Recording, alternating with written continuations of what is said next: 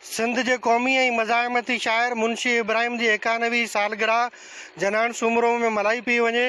हिते सिंध जा अदीब शाइर मौजूद आहिनि। उन्हनि खां पुछंदासीं त मुंशीअ जी सियासी जदोजहद ऐं मुंशीअ जे इल्मी अदबी पौरे ऐं बाबति उन्हनि जो छा चवणु आहे।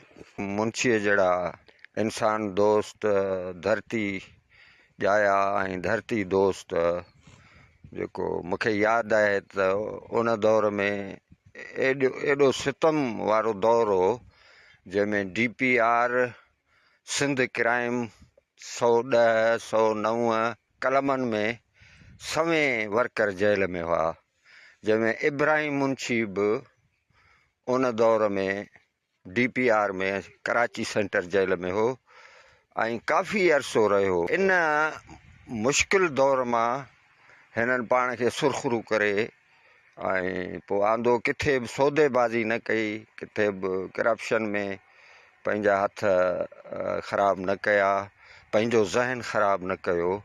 त हींअर बि सिंध खे अहिड़नि माण्हुनि जी ज़रूरत आहे। हिकिड़ा सिपाही जंगियूं कंदा आहिनि, ॿिया सिपाही वरी क़ौम जी नज़रियाती ज़हनी तरबियत कंदा आहिनि। हीअ उन नज़रियाती ऐं ज़हनी तरबियत करण वारो असांजो सिपाही हो। असांखे हिन जे किरदार ते फ़ख़्रु आहे।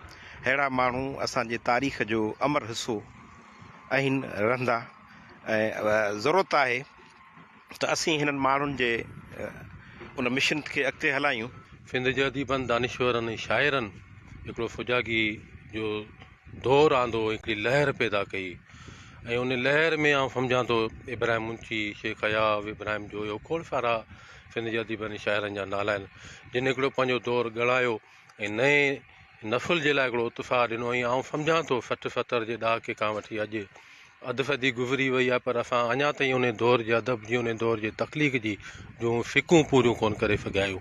उन दौर में ॻाल्हाइण ते पाबंदी हुई, चुपर ते पाबंदी हुई, मीडिया ते पाबंदी हुई, अख़बारुनि ते पाबंदी हुई, पर इब्राहिम मुंशी जहिड़नि शाइरनि पंहिंजे शाइरी जे ज़रिए मज़ाहिमती किरदारु जेको अदा कयो त उन दौर जा जेके नौजवान हुआ उन्हनि लाइ उत्साह जो सबबु बनी ऐं संदसि ॾिनल पैगाम ईंदड़ नसलनि ताईं मुंतक़िल कयूं। ग़रीबनि खे हमेशह हू वधीक तरजीह ॾींदो, उहा तव्हांखे उनजी शाइरी मां उहो तव्हांखे महसूसु थींदो। असां पंहिंजे हर साल जीअं बाबा जी वरसी बि कंदा आहियूं ऐं बाबा जी सालगिरह बि कंदा आहियूं। वरसी जेका कंदा आहियूं सो हैदराबाद में कंदा आहियूं। कैमरा टीम सां गॾु उस्मान पंवर, KTN न्यूज़, बुलड़ी शाह करीम।